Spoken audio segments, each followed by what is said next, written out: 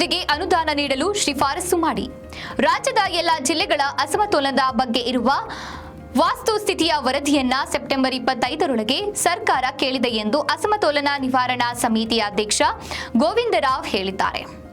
ಚಿತ್ರದುರ್ಗದ ಜಿಲ್ಲಾ ಪಂಚಾಯಿತಿ ಸಭಾಂಗಣದಲ್ಲಿ ಇಂದು ನಡೆದ ಸಭೆಯಲ್ಲಿ ಮಾತನಾಡಿ, ಇಂದಿನ ಸಭೆಯಲ್ಲಿ ಕೈಗಾರೀಕರಣ, ಪ್ರವಾಸೋದ್ಯಮ, ಶಿಕ್ಷಣ, ಆರೋಗ್ಯ ಅದರ ಬಗ್ಗೆ ಅಭಿವೃದ್ಧಿ ಹೊಂದಲು ಹೆಚ್ಚಿನ ಅನುದಾನ ಕೊಡುವಂತೆ ಶಿಫಾರಸು ಮಾಡುವಂತೆ ಮನವಿಯನ್ನ ಸಭೆಯಲ್ಲಿ ಮಾಡಿದ್ದಾರೆ ಎಂದು ಹೇಳಿದ್ದಾರೆ.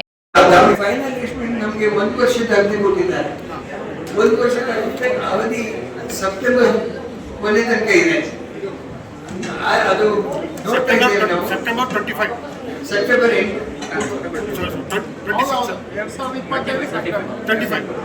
ಈಗ ಎಷ್ಟು ಸಮಯ ಆಗಿದೆ?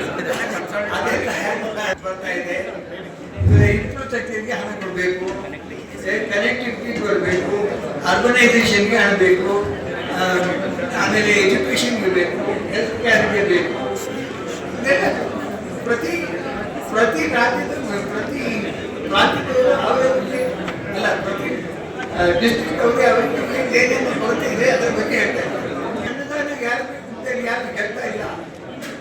ಅದು ನಾವು ಯೋಚನೆ ಮಾಡಬೇಕು. ಏನು ವಿಶೇಷ ಅನುದಾನ ಅಲ್ಲ, ಅದು ನೀವು ರೆಕಮೆಂಡ್ ಮಾಡ್ತೀರಾ ಅಂತ. ಮಾಡಲಿಕ್ಕೆ ನಾವು ಅದರಲ್ಲಿ ಇನ್ಫ್ರಾಸ್ಟ್ರಕ್ಚರ್ ಡೆಫಿಸಿಟ್ ಎಷ್ಟಿದೆ, ಸ್ಕೂಲ್ ಟೀಚರ್ಸ್ ಡೆಫಿಸಿಟ್ ಎಷ್ಟಿದೆ, ಹೆಲ್ತ್ ಇದರಲ್ಲಿ ಡೆಫಿಸಿಟ್ ಎಷ್ಟಿದೆ, ಅದಕ್ಕೆ ಅದರ ಬಗ್ಗೆ ನಾವು ಅಂಕಿ ಅಂಶಗಳನ್ನು ತಗೊಂಡು ಅದನ್ನು ನೋಡ್ಬೇಕು, ಮ್ಯಾಚ್ ಮಾಡಬೇಕು. ಅದೇ ನಾನು ಮೊದಲಾಗಿ ತೋರಿಸಿದ್ದೆ,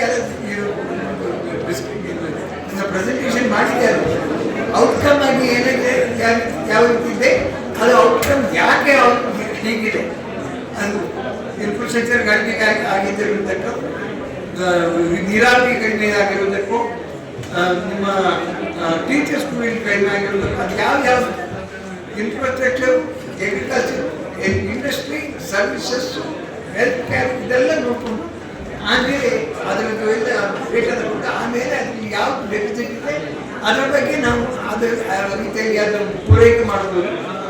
ಅದು ಒಂದು. ಆಮೇಲೆ ಅದು ಅಲ್ದಿದ್ರೆ ಖಾಲಿ ಹಣ ಕೊಟ್ಟು ಎಲ್ಲ ಇನ್ಫ್ರಾಸ್ಟ್ರಕ್ಚರ್ ಮಾಡಿದ್ರೆ ಸರಿಯಾಗುತ್ತೆ ಅಂತ ಹೇಳಿಕ್ಕಾಗುದಿಲ್ಲ.